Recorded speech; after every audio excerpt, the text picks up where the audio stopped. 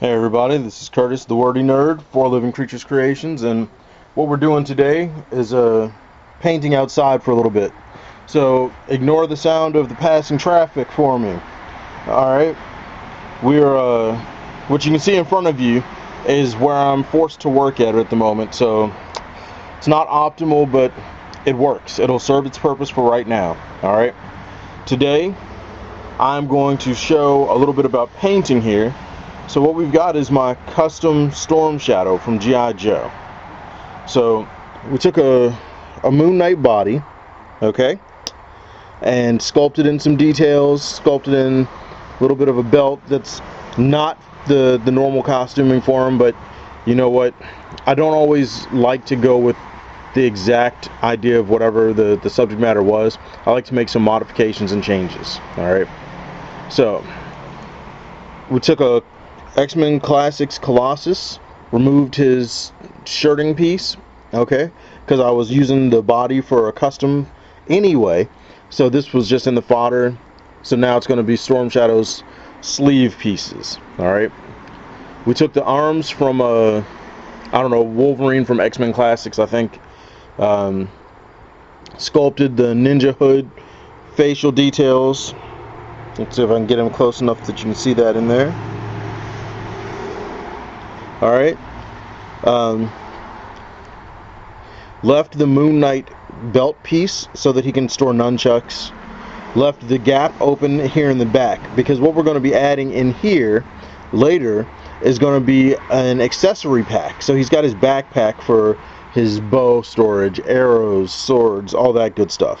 Alright, so we don't want to close that sculpting in there, and it'll make more sense later on. But since I made that Snake Eyes that some of you have seen, some of you haven't, I might do a video for him later. I wanted to do a Storm Shadow to go along with him.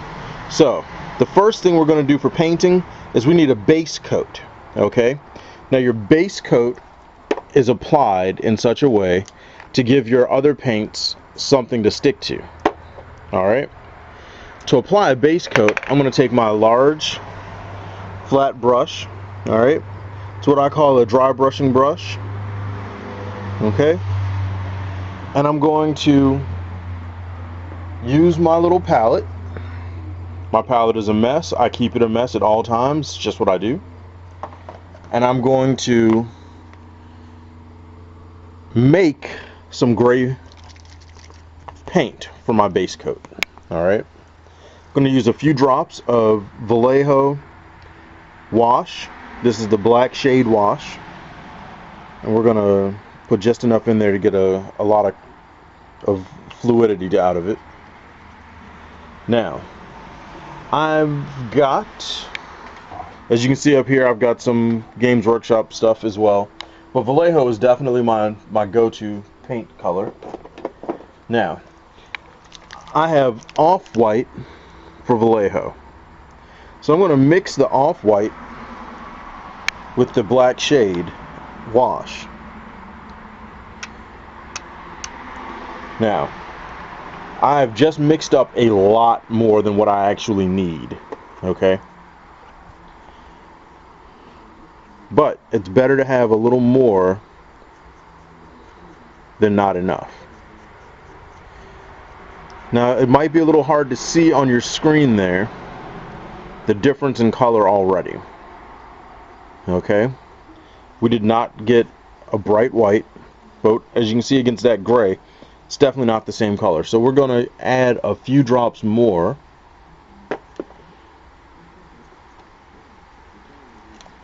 And this is where it gets fun.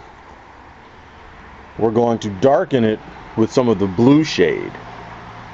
Now the reason for that is because shadows don't always play to the same color.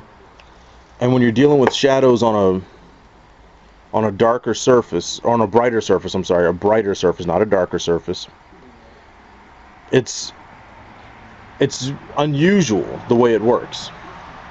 Alright, so it's still not as dark as I want it though, so we're going to add a little bit more black and then a little bit more blue.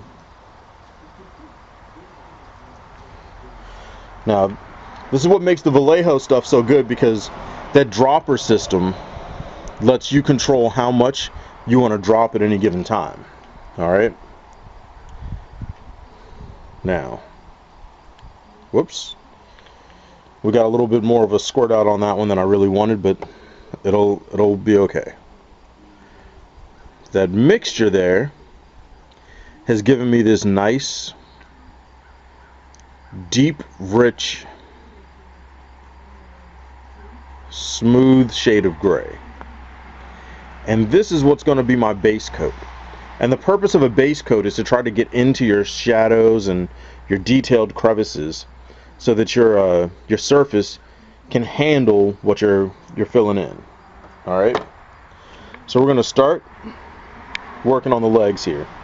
As you can see, he's already got that silvery color, so we're just going to paint it.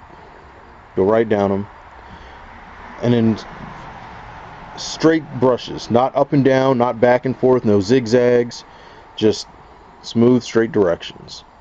All right. You want to be sure to get that paint into your crevices, though. That's the important thing. And one of the advantages of painting outside right now is that heat, that all that sunlight is drying up my paint on my figure just about as fast as I'm getting it on him. Okay?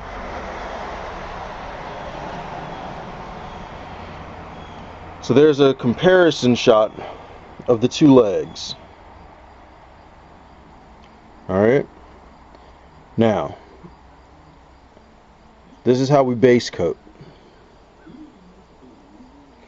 Gonna get a little bit more paint in there.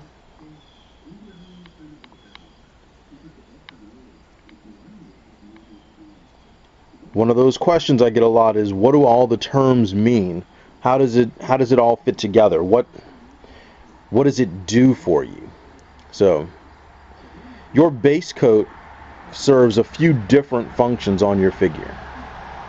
It helps control what colors your top coats show up as. If I base coat him in white, for instance, my white shows up very, very bright.